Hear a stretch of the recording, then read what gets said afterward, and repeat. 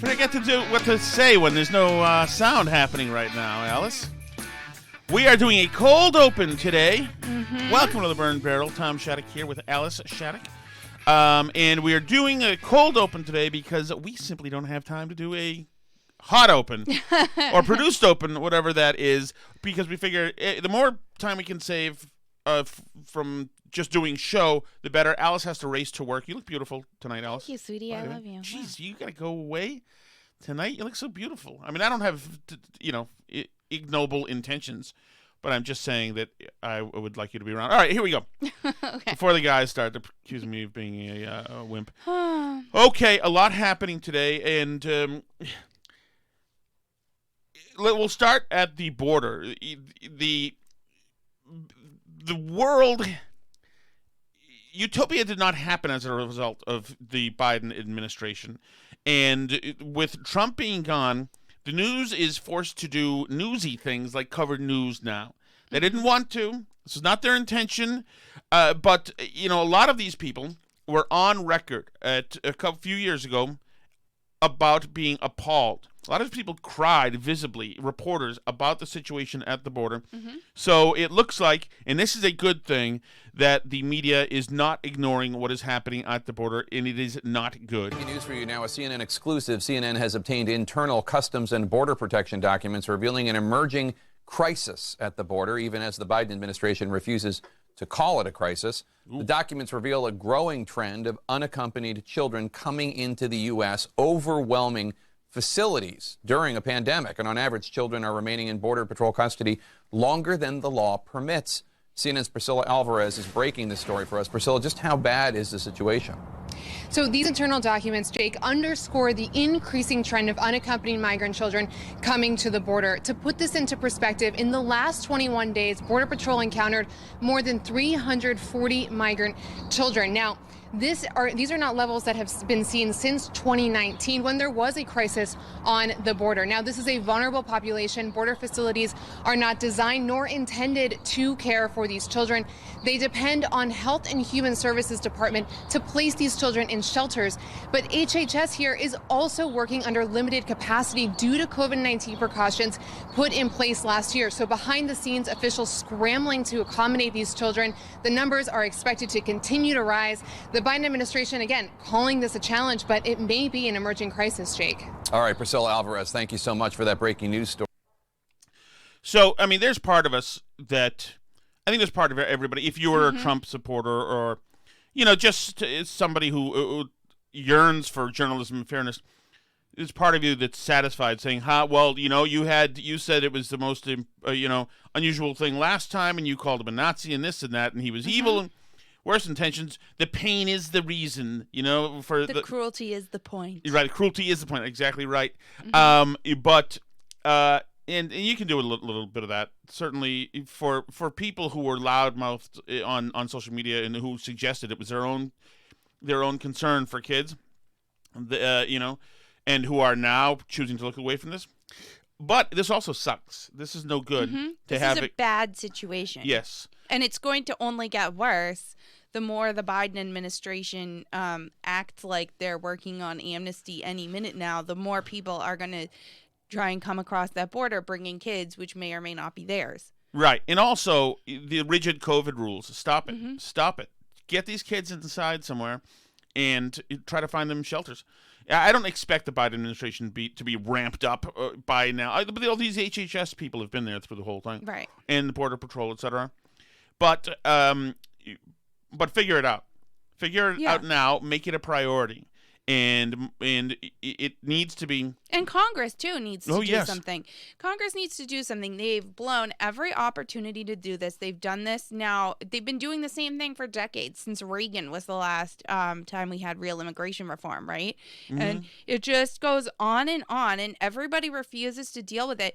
And everybody acts like it's the president's problem who's currently president, even though it's completely disingenuous, because we all know that it's the same kids in the same facilities under Obama, under Trump, there's complete continuity of what's going on at the border under all the presidents, and anybody who acts like it isn't complete continuity between what Obama did, between what Trump did, between what Biden did, is just not being honest, because they're all doing the same thing because Congress refuses to deal with it, and they have a different tone when they talk about it in their speeches, but fundamentally, the policies that they're pursuing there, which is to not have a policy and to just deal with everything as it comes, is the same under all of them. And it's way past time for somebody to decide to deal with this. Congress needs to get something passed, and they need to get it passed yesterday, that creates an actual real immigration system whereby we vet people that come into the country and then they come into the country, where it's not just like people show up and we're like, oh, shoot, geez, now I guess you have to apply for amnesty, but you're already here. And like, so now we'll set up court dates for this, because the court system is just bogged down in these asylum cases with people applying for asylum who may or may not really be. I mean, asylum is like a very specific set of circumstances, and not everyone qualifies it who qualifies for it, who maybe seems like they should, like they would be a great addition to America. That's not the qualifications for asylum. It has to be like political persecution and stuff. It can't just be like, I lived in a really violent area and it was terrible and I'm going to come to America and be a great addition to the country, so can I come? It's very specific rules, and the rules around visas, it's too complex. It's I'm somebody, I tend to be kind of more libertarian leaning on border issues. I'm open to the idea that we can have more immigrants coming into the country, but I know a lot of immigrants who are great additions to America. My dad's an immigrant, obviously, but I'm not sure. Yeah, that might not be the best example. But anyway, there are immigrants who are great additions to America. And I'm open to the idea that that we should have more of them coming in, but we have to have like a system through which to process them, by which people apply, and we make sure that they're not criminals or they're not, terrorists or any of these other things, and then we allow them to move here through a legal pathway, not just like everybody shows up and then we deal with it in the courts and bog everybody down in this nonsense for years and years and deport people and they come back, et cetera, et cetera. There has to be some kind of like line to go through, and right now that's not even happening. It's just a mess, and it's going to continue to be a mess because Biden, for all they're saying out loud words like don't come right now, but they're signaling that they're going to do amnesty soon, so everybody just wants to get across the finish line before the amnesty passes, because then they'll be here. It's interesting. You think that these politicians are craven because a lot of them want illegal immigration because they're going to be Democrats, although that's changed a little bit. Yeah. So it has. if they think that these are future Trumpers coming over, then maybe that might be give us a chance for some compromise. Right. And I think that what happened in 2020 demonstrates that. There was a great article today from David Shore, who actually was canceled at one point last year briefly, but this was in New York Magazine, saying that Trump was good for the Republican Party because the party's messaging under Trump attracted so many more of these voters. We saw a really big increase in non-white voters in the Republican Party, particularly amongst Latin American immigrants. And in a lot of cases, it seems like, Nate Silver was tweeting about this today too, that basically in the message testing that they've done, a lot of what made those communities vote for Trump was like the pro-police message too, that when the Democrats were saying, we're going to defund the police, like people who lived in some of these neighborhoods were like, whoa, wait a minute. And that really hurt Democrats in 2020 and helped Trump. Well, also, just culturally, the fact that Donald Trump and Barack Obama share a constituency of a handful of millions of people, right, is good. That means that these people have heard both stories, both sides, and they, rather than simply going full tribal, they're looking at the pragmatism of the candidate in their lives, rather than boutique issues. And if my guy litmus test, is this, then no way, and there's no way. It's feels more democracy-ish than ever. Right. And it's interesting, too, because I think, we're New Englanders, obviously. So we have a certain brand of New England Republican that we get up here. Charlie Baker, who's the governor of Massachusetts, is a great example. But there have been others, Romney governed like this in Massachusetts, too, where it's sort of the liberal on social issues, pro-gay marriage, trans rights protections bills so they can use whatever bathroom they want, for all this stuff, but then more fiscal restraint, economically conservative, lower taxes, less welfare. And there's been like a consensus amongst the Republican elite that prior to Trump, that this was the direction the party needed to move, that's what a moderate Republican was liberal on social issues, and conservative on fiscal issues. Mm-hmm. And what Trump showed, and I think some people have been saying even prior to that, is that there's not really nationally a huge constituency for that. There are not a lot of Charlie Baker type of people across America, who are more socially liberal. In fact, it's the opposite, that there are more people who are for, for example, economic stimulus relief payments or a Yang universal basic income, or, increased help for families to encourage people to have kids, who are pro, paid parental leave, but are more conservative on social issues, who see, this stuff that the left is doing with canceling people, with women, with destroying women's sports, with this social justice stuff, and defund the police and these other things. And they're saying, these cultural issues, we're pro-family and we're pro-safe communities that are patrolled by police officers. We're for this stuff. We're for normal culture. We're not woke, but we do think there's a place for, the state to be more liberal, helping people economically. And so it's actually true that there's a bigger constituency, and this is the constituency that Trump spoke to, that, is for the government helping them get some kind of health care, but is not for defunding the police, destroying women's sports, et cetera, et cetera. They're not there on the woke issues, but they are there on the economic issues. And that's really the constituency that Trump spoke to, and that I think a lot of minorities fall into that basket of people that are not necessarily fully on board with the Democratic Party as the Democratic Party believes that they are. Agreed, Alice. Thank well you. said. Thank you. All right. Moving right along now.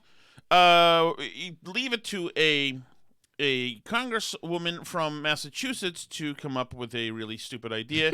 We are not surprised. H.R. 1 is bold, transformative legislation which fights voter suppression, promotes access to the ballot, cracks down on money in politics, and provides transparency to the American people. Passing this bill has never been more urgent. We must act to protect and preserve our democracy. My amendment gets to the heart of H.R. 1 and recognizes the contributions that young people continue to make to our democracy.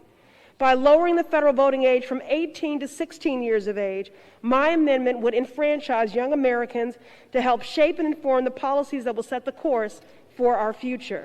Okay, two things. One thing I want to get to quickly. Mm-hmm. I'm going to be positive today. Okay. She is an immaculate reader. Mm-hmm. I would be tripping over every other word if I had to read in front of those people, in front of the cameras, mm-hmm. etc. And I just don't hear too many people, even in Congress, who are reading, speak so clearly. She didn't have to do one word over. Right. She's really good at that. Mm-hmm. Like, she should be a broadcaster, or I'm just very impressed. I think that she might be the best reader in that whole building. Two, no, we're not having moron teenagers vote. 18 is bad enough. 18, so, I would like it to be 30 now. In Massachusetts, people have, I was interested to see this proposed federally, because in Massachusetts, there's people proposing that we should not only have 16-year-olds vote, but allowed to hold office. Somebody sent us this from the good old town we used to live in. Somebody was proposing this. Hold office at like 16? Yeah. So imagine, as if school boards aren't insane enough, and city councils and every other meeting, as though they're not run by enough crazy people. Let's get some teenagers into the mix and see how things go. Yeah, teenagers are dumb. I'm sorry. And I was one, and you were one, and they're universally dumb. Now, now this is where I refute myself. Because adults are also dumb. That's true. But we're switching out dumb. I think the problem is that for me, teenagers they have no knowledge, they have no wisdom, and they're very romantic. So they have no practical experience with any part of life. Right. So it just but they do generally have Judeo-Christian beliefs of of being treating your neighbor well and of being benevolent, etc. So I'm sure that every 16-year-old in the world wants to give $1 million to every American because that would lift up the poorest of us, etc. Yeah. Which is actually, there are people in Congress who wanted that too. But so no, they're dumb. And no, you know what? Also no, on a personal level, a 16-year-old right now has everything that I didn't have. They've got a phone where they can watch every TV show and every movie ever made when they want to, constantly. They can go listen to any song they want to, anytime they want to, constantly, anytime. When I was a kid, you would have to hope that the radio station played it. They might have, when you tuned in, they might have just played it. And it might not be on for another 3 hours. Yep. Or if you wanted to really hear it, you'd have to pay $16 for a CD for one song and 12 other crappy songs. So no, they have too much, way too easy. Way too easy. And that's just... That's why you're mad at teenagers and they shouldn't be allowed to Oh, vote. yeah, that's just for starters. There's a whole other set of issues that they have that I'm angry, jealous of, envious of. And as I've brought up before on this program, our dear listeners, this program saves us a lot of money on therapy because Tom can out all of his problems with the youth when I was today. a kid, Yes. When I was a kid, Alice, a teenager, if someone took a picture of you, what you were doing in that nanosecond is what's coming out. There was no second try. There was no rematch. There was no do-over. And there was no knowing what the picture was going to look like. You'd pick it up at the store, and then you'd see, oh, my God, I look like that. That's me? Oh, my God. And that was it. Now everybody can decide. And they have filters, and, you can put yourself in the moon if you want to in a picture. That you can, everybody can make themselves look thin if they want to, although I've reached the point where that's not even possible anymore. But this is, no, I don't like young people. I'm angry at you all, and I'm angry. Yeah, so speaking of that, looking thin, we've been trying to get Tom a vaccine. I've been going on the website from time to time and making some attempts. Because I'm a teacher? Are you a teacher? What qualifies me, Alice? I don't understand. So we believe that you have 2 conditions that qualify you, which are... I don't know that I'm asthmatic. High blood pressure. Oh, all right. Alice? Oh, yeah, that's true. That is true. And what is the other one, Alice? I don't know. Well, you know what? I have.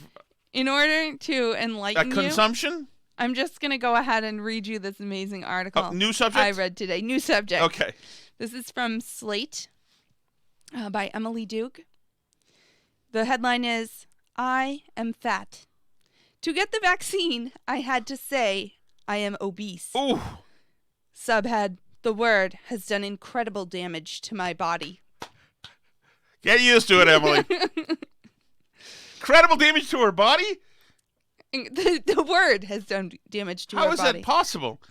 Wouldn't McDonald's have done incredible damage to her body? Name, date of birth. Do you have a pre-existing condition? Yes. I had practiced saying it out loud. Oh, God. Obesity. It was going to be my secret, but now I'm outing myself to you. That and the fact that, I'm wearing size 74 pants. Am I going to have to out myself, Alice? I think you will. Okay, is anybody? Nobody's Maybe around, you should right? practice saying it out loud. Nobody's around, times. right? Okay. I may be obese. No, I understand. No, believe me. I know. You can't, by appearances, you wouldn't think so. I know. You'd think I was one of those people who could eat everything and never gain weight, the people that everybody hates. But no, it's true. I took a seat in the waiting room of the vaccine site, looking around. WEIGHTING? At my fat brethren, like it was a very sad, sterile version of the fat girl pool party scene on Hulu's Shrill. I don't know what that's a reference to. I don't think I want to. When New York State... There is a brotherhood. There's a brotherhood of, black T-shirt at the pool and beach crowd. There's a look that we give each other. I know. Yes, I know. It's not my fault either. When New York State announced that Phase 1B of vaccinations would include those who are obese or severely obese, I knew I would qualify. My heart sank into my stomach. I am fat. It's not all the thing into her stomach, right? Eh? I am a fat activist. Oh, Jesus. Like a lot of larger-bodied people, I have embraced the word fat. Doing so allows me to buy clothes that fit rather than those that I could fit if I changed. It gives me permission to go to spin classes in the pre-pandemic days and worry only about trying to beat other people's scores. It allows me to exist. The word fat, I have made clear to those around me and to myself, is not associated with a moral or intellectual or health failing. It is a descriptor. I have brown eyes, I have brown hair, blue eyes, excellent taste in caftans. I am 5'9", and I am fat. But among all the radical... taste in caftans? Yeah. What the hell is that? A caftan? It's like a cover-up dress, flowy thing. Oh, okay.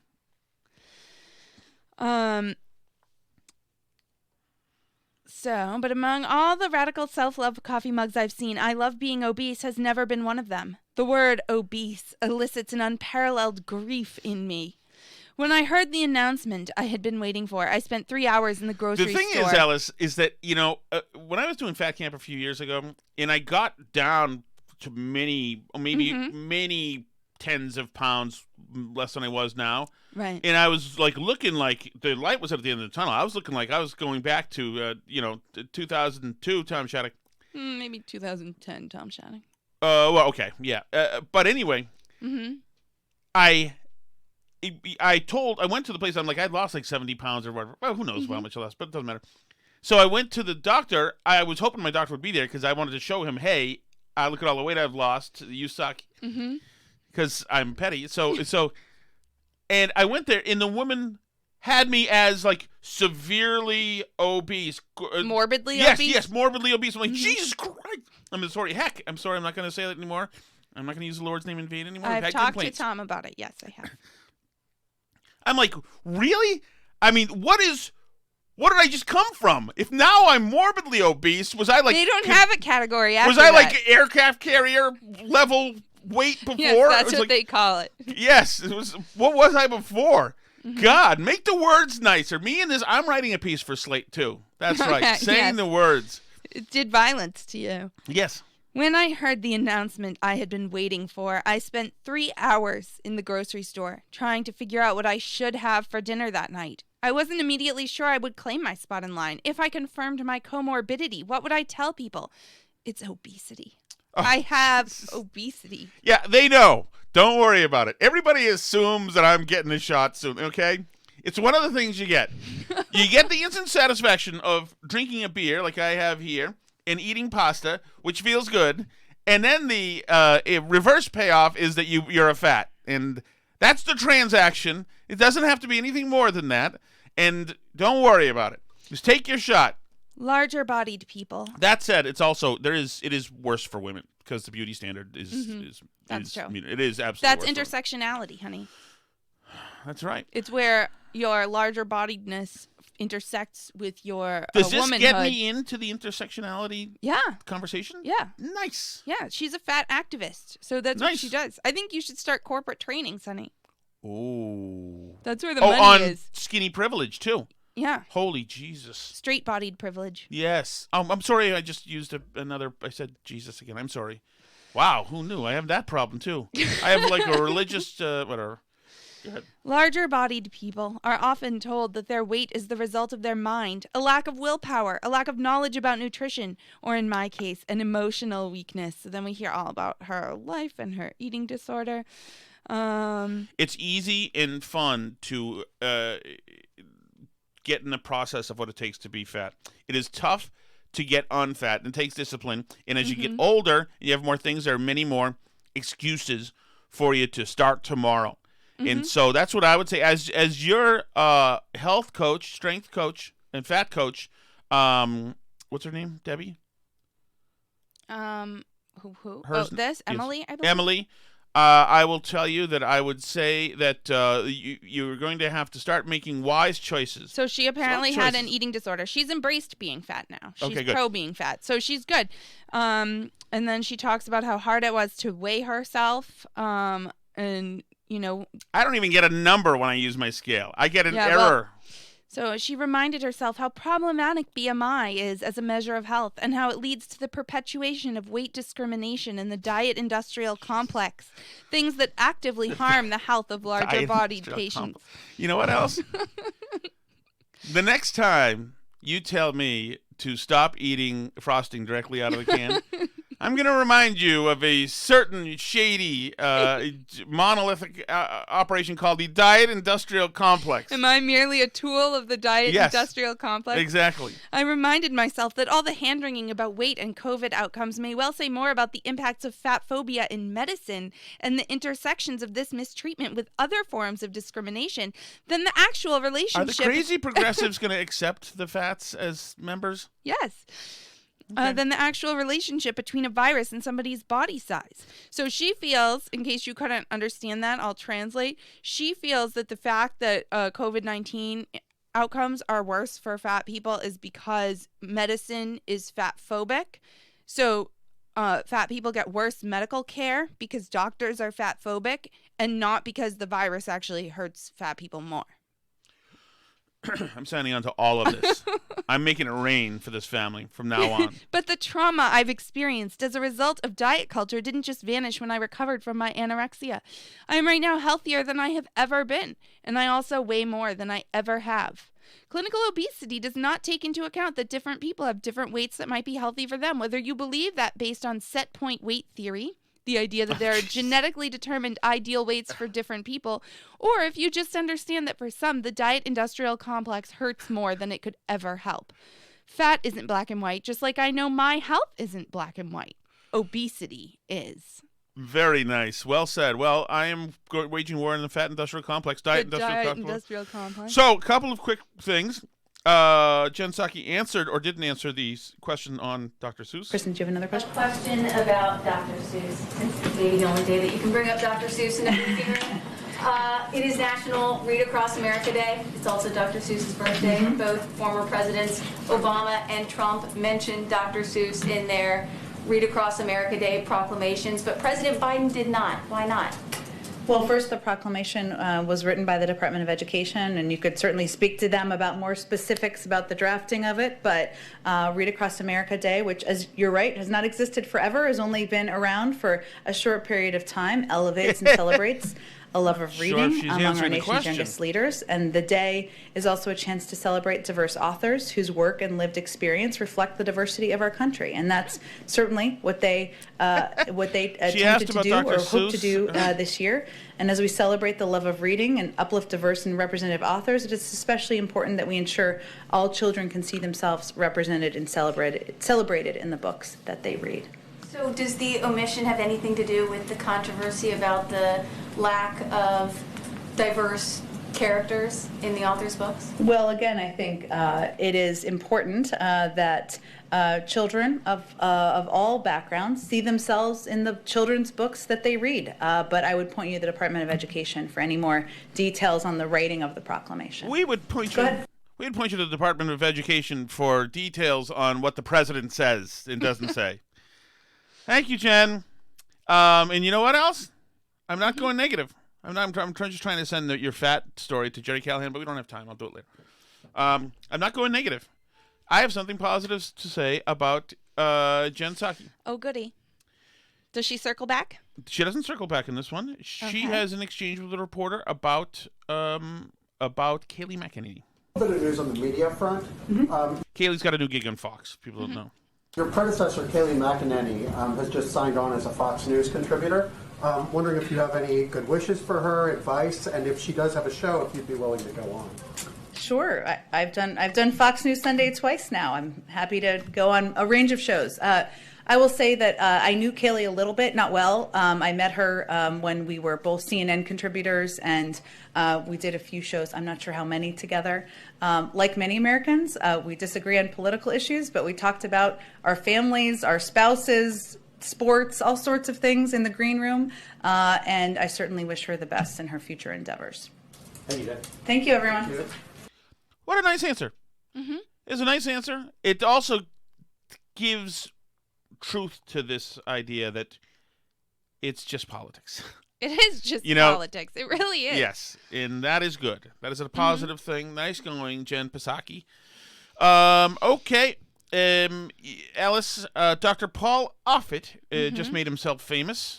As we figure out what flu strains have been circulating in places like Australia or South America, which sort of predicts what strains are likely to come into our country. There's been so little flu in those two areas, I think it's going to be hard for us to try and figure out what flu strains to pick. But you're right. If we mask and social distance every winter, we will see a dramatic reduction in flu, which usually causes hundreds of thousands of hospitalizations and tens of thousands of deaths. I wonder whether that will be the lesson from this. It's going to. We knew this was going to happen, did we not?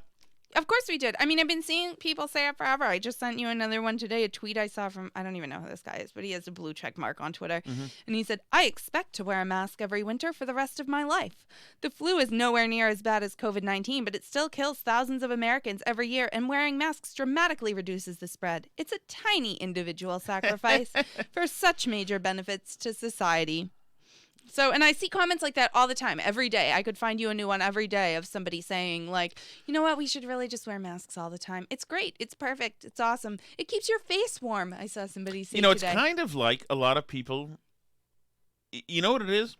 A lot of people don't like fat people because they see it and they say, oh, that kind of person, it's because gluttony and this and that, whatever. And they're right, generally. But and it's a way to judge. And this is just simply another way to judge. That's what it's going to be about. Right. I'm a better person now because I have a mask. He doesn't have a mask. He doesn't care about our health. We care about his. He doesn't care about ours. So, let's go home and get on Facebook quickly and make sure this is documented in the community that so-and-so didn't wear a mask. Yes.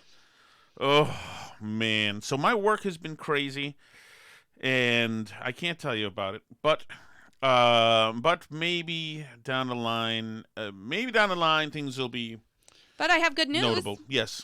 The CDC is announcing that if Americans get a COVID-19 vaccine, they can gather indoors without masks. No way. So I know that breaks the hearts of all the people who are hoping to continue ratting out their neighbors for daring to be near each other indoors without masks on, but your time of doing that is drawing rapidly to a close. That is really a huge step. It really is. Yeah. That is remarkable that they are saying that. It's unbelievable, and it's fantastic. And that's in our own houses with our families. Yeah.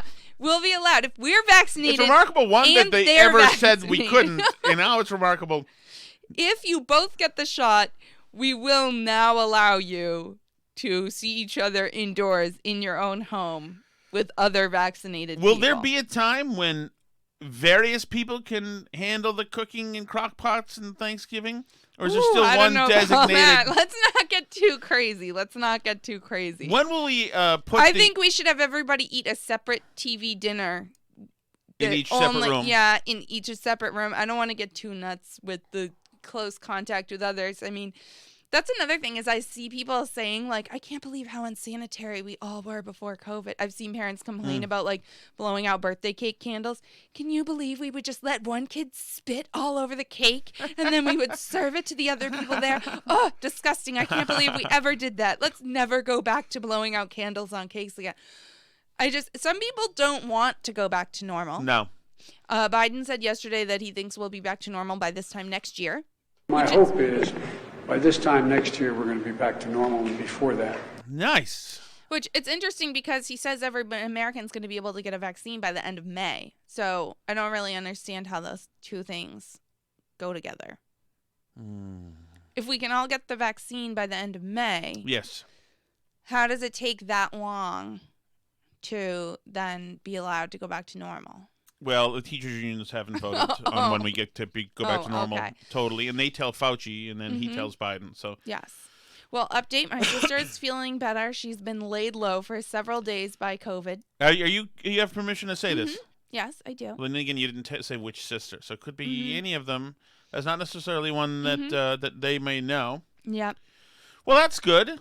That's good. I look forward to getting. I'm glad it was a nicer day today. Thank you, everybody, for listening. You're awesome. Today's a shorter show. Alice has to bolt, but we'll be back tomorrow with a more normal show, and we appreciate all of the great emails, etc. we're getting, and we'll get back to we'll feel free to tell respond. Tom that he can't insult Christianity anymore. Yes, I apologize for that.